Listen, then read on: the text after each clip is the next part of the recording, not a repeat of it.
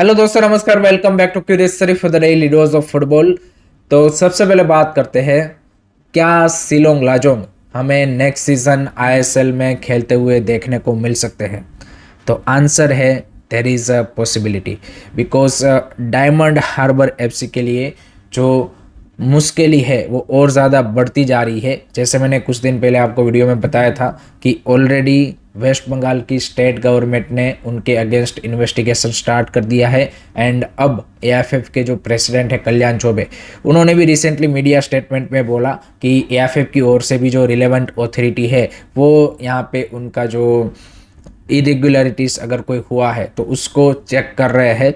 तो ये no doubt political पूरा मैटर है, बट अगर डायमंड हार्बर एफसी को डिस्क्वालीफाई या फिर इन एलिजिबल बताया जाता है to get the promotion in ISL, then Shillong Lajong has a chance, because उन्होंने आईएफएल में इस सीज़न सेकंड पे फिनिश किया था। And with all Indian squad जिस तरीके का उन्होंने इस सीज़न आईएफएल में परफॉर्मेंस दिया था, उससे भाई शिलोंग लाजोंग के फैंस नहीं, but there are a lot of Indian football fans जो कि चाहते हैं कि भाई शिलोंग लाजोंग आईएसएल में खेले। एंड उनका स्टेडियम भी हमने देखा है, प्रॉपर फुटबॉल स्टेडियम है कि जहाँ पे हमें लास्ट सीजन जो आईएसएल के नॉर्थ ईस्ट यूनाइटेड एफसी के 3 मैच खेले गए थे। तो आई थिंक अगर शिलोंग लाजोंग आता है, definitely it will be a great thing for ISL. And इस तरीके के क्लबों की हमें आईएसएल में ज़रूरत है। So let's hope, finger cross कि क्या यहाँ पे डायमंड हार्बर एफसी का फ्यूचर होता है, उसके ऊपर ही Shillong Lajong next season ISL खेलेगा नहीं खेलेगा, ये सारी चीज़ें डिपेंडेड है। आपका क्या ओपिनियन है, आपका क्या पॉइंट ऑफ व्यू है, कमेंट सेक्शन में ज़रूर बताइएगा।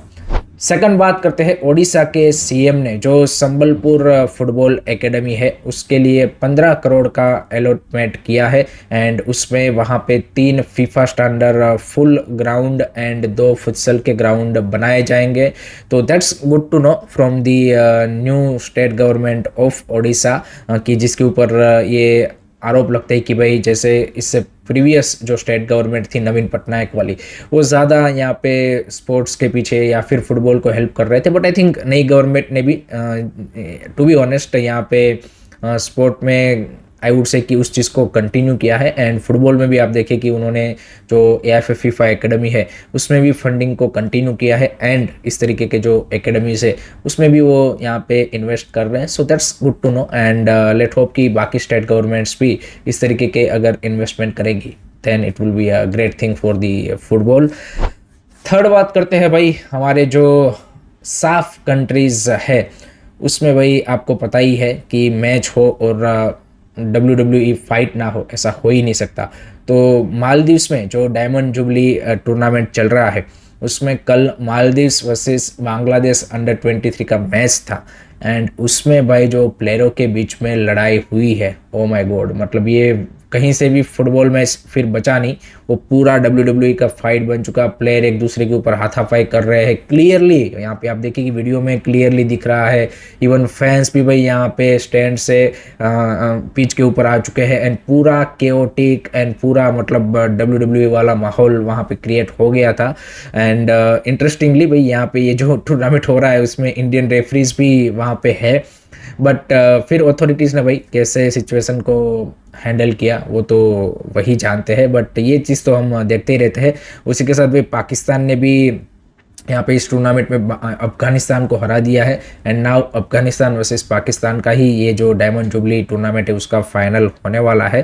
तो पाकिस्तान ने भी रिसेंटली 2 मैच जीत लिए हैं। लेट होप सो कि हमारी भाई इंडियन टीम कुछ मैचेस जीते यार। To be honest next Tajikistan के सामने मैच है, बट लग नहीं रहा कि भाई खाली जमील की टीम वहाँ पे भी ज़्यादा कुछ कर पाएगी। बाकी आपका क्या थॉट्स है, कमेंट सेक्शन में ज़रूर बताइए। Now let's move on to the FIFA World Cup. And उसमें बात करनी है ईरान की फुटबॉल टीम के बारे में, बिकॉज उनके सामने जिस तरीके से यूएसए की गवर्नमेंट हर्डल क्रिएट्स कर रही है, that is very unfortunate to see as a football fan. Because यहाँ पे सबसे पहले तो उनको यूएसए में ट्रेनिंग के लिए अलाउ नहीं किया गया। तो उन्होंने अपना जो ट्रेनिंग बेस है वो अब मैक्सिको में बनाया है, जबकि उनके सारे ग्रुप स्टेज के मैचेस आपके यूएसए में है। तो वो जब भी मैच होगा तब मैक्सिको से यूएसए ट्रैवल करेंगे। दूसरा चीज़ कि उनको अभी तक आई थिंक वीज़ा का भी इश्यू नहीं हुआ है। एंड यहाँ पे यूएसए अथॉरिटीज़ की ओर से बोला गया है कि ईरानियन टीम को जिस दिन मैच डे होगा उसी दिन यहाँ पे आई थिंक ट्रैवल करना है एंड उसी दिन फिर लीव कर जाना है।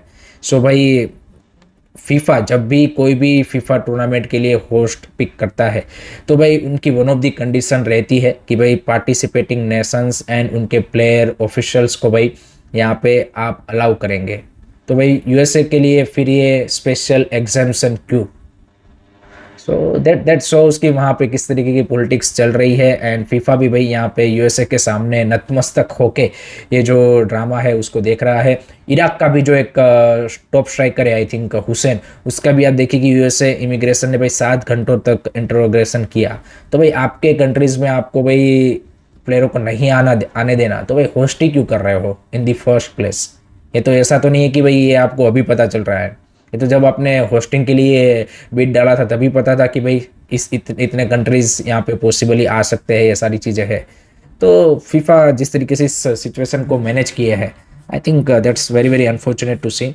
आपका क्या मानना है, आपके क्या थॉट्स है, कमेंट सेक्शन में ज़रूर बताइए।